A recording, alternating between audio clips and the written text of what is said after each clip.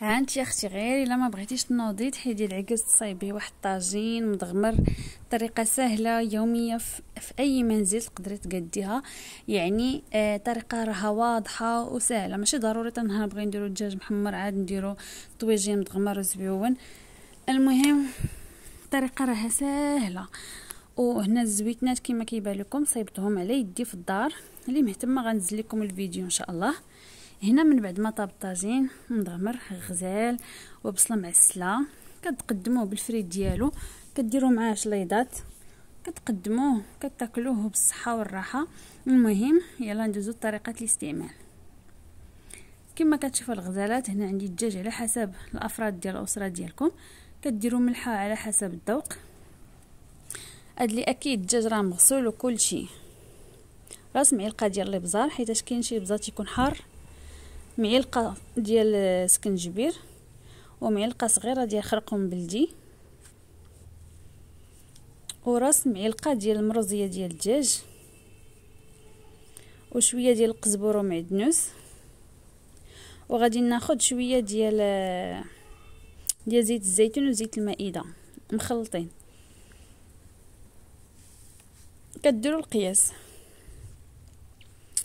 وعاد كتاخذوا حامض. انا ما عنديش حامض مصير، درت غير حامض العادي كما غيبان لكم، حامض عادي الخضر. خديت شويه تاع الماء ديالو. عندك الحامض مصير غيكون احسن، غتاخدي اللب ديالو وغادي نص حامضه غتاخدي اللب ديالها وتهشيه وتحطيه. ولا عندك السمن غيكون احسن تا هو افضل. انا ما عنديش السمن، درت واحد راس ديال القنور ديال الدجاج، غير راس غير شويه، وهنا شويه ديال السمن كما غيبان لكم، غير كمذاق وصافي، كيعطيها واحد اللذه غزاله. هنا كتستعملوا يديكم وكتشرملوا داك الدجاج مزيان، كتلبسوا ليه ديك التوابل مزيان وكتخبوه بداك الزيف. كتخلوه واحد نص ساعه اللي عجبكم، ربع ساعه على حسب الوقت فاش تشرملتي الدجاج ديالك. المهم باش ما جلس ارتاح، باش ما كيجي فتي وزوين. صراحه هذه الطريقه ديالي انا، كيجي رائع. شي نوبات كنصايبها بالليل وكنخلطها الصباح وكنقدها. اما السر ديال الطاجين الا بيتي يجيك مدغمر وغزال يا لاله، هذه هي الطريقه. البصله تقطعيها على طريقه ديال شحال هذه، ما تحتاجي لا بلانشا لا حتى شي حاجه. كديري الموس بحال هكا، كتشلضي وكتقطعي رقيق صافي حتى تكملي هذيك الكونتيتي ديال البصله. هكا كيجي رائع وكيجي احسن. بالنسبه لي انا كيجي الطريقه احسن، وكتشحر ديك البصله كتكون معسله وكتكون رائعه جدا. المهم انا غنكمل هاد البصله هذه بحال هكا، غنهاشيها عاد غادي نكمل معكم الطريقه ديالي. هنا من بعد ما كملت البصله صافي هشيتها كامله، غادي نجيو الثومه خمسة ديال الدروسه ديال الثوم بحال هكا، كتوزعوهم بحال هكا في الطاجين صافي. وكتجيبوا الدجاج ديالكم كتحطوا على ديك البصله. انا كندير كلشي دفعه واحده البنات، بحال الطويجنات ما كنشحرش، كيجي غزال. هو السر ديالو عاوتاني كتشعلوا عليه العافيه مهيله، ما كتجهدوش البوطه هكذا، ما كتحرقوش داك الطاجين. كتخليو ديك البصله ترخي الماء ديالها وعلى خاطرها، كيطيب على خاطرو كيجي رائع.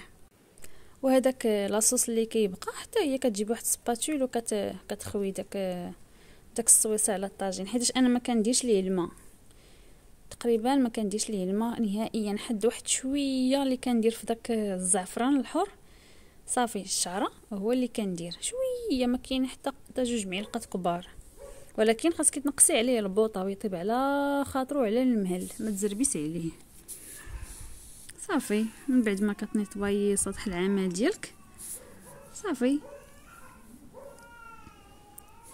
غيبان لكم مزيان راه الدجاج مدغمر. هنايا راه خديت شويه الزعفران، كتبين نكب عليه الماء السخون، كبيت الماء بارد، معليش حتى الماء بارد يطلق فيه شويه، وغادي ديروه صافي. واحد 2 زغيبات ولا 3 غنسد عليه ونديه يتشحر. هنا كما كتشوفوا درت ليه عافيه مهيله، راه ما درت ليه والو ما، هذيك الماء غير ديال البصله هنا غادي نجيب واحد المعلقه ولا معلقه العود باش نقلب هذا الدجاج. كما كتشوفوا راه ما كيلصق معكم ما حتى شي حاجه نهائيا.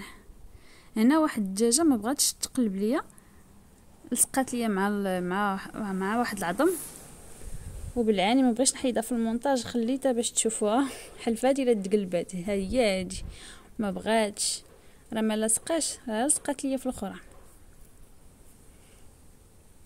على سلامتها. صافي كتقليو بحال هكا الطاجين ديالكم بحال هكذا، كتقلبوا داك الدجاج يطيب على الجهه الاخرى. صافي كتعاودوا تسدوا عليه وكتخلوه يطيب على خاطرو، يعني ما كاين لا اضافات لا حتى شي حاجه. صافي هادشي على ريحه طالعه مع البنات زوينه، كيجي رائع وما غاديش يحشمكم. واخا تكوني اول نوبه تصايبي غادي يصدق معاك، الا هو الا كان السمن غيكون احسن وافضل، كيكون فيه واحد الريحه غزاله. هنا راه تقريبا راه صافي ما بقى ليه والو باش ينشف. كتضيفوا الزيتون ديالكم، بغيتو تضيفوا الفلفله الحاره ضيفوها، حامض مصير الحامض حتى هو. المهم كيبقى لكم داكشي كما بغيتو قدموه، كيبقى لكم اختيار. انا راني ديجا غادي نقي دابا الفريت، محد الطاجين صافي، محد الطاجين قريب يطيب، غادي نقاد الفريت باش نطيبوه. انا خديت 3 الحبات ديال البطاطا، غنقشرهم كما غيبان لكم، راه الفيديو باين واضح. الفريت هو اخر لحظه، حتى الطاجين ما تبقى لي غير والو باش تطفيو عليه باش تاكلوه في البلاصه. هنا نقيت البطاطا. اصلا هذا الموسم ماشي ديال البطاطا، كتجي بطاطا محروقه، ولكن خصكم تختاروا ديك البطاطا الحمراء منبته، كتكون بحال شويه لاويه، كتكون زوينه في الفريت، كتجي زوينه بزاف.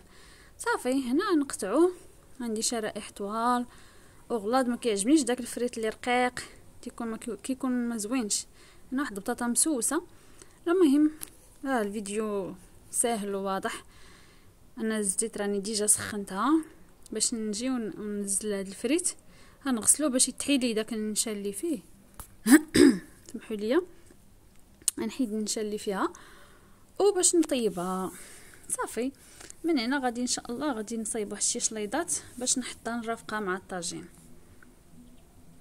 هنا راه الزيت سخنات، هادي المقله ديال الفريت سخنات الزيت وكنلح على الفريت باش يطيب.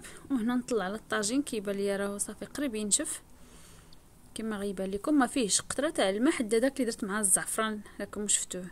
صافي هنا الفريت عندي طاب كلشي وجد، وكما غيبان لكم صافي طاب الطاجين. غادي دابا ندير فيه الفريت صافي، وتقدموه لوليداتكم بالصحه والراحه، وديروه مع شي عصير، شي شليضات، شي حاجه بحال هكذا. المهم راكم تاكلوه بالهنا والشفا، وبسلامه عليكم.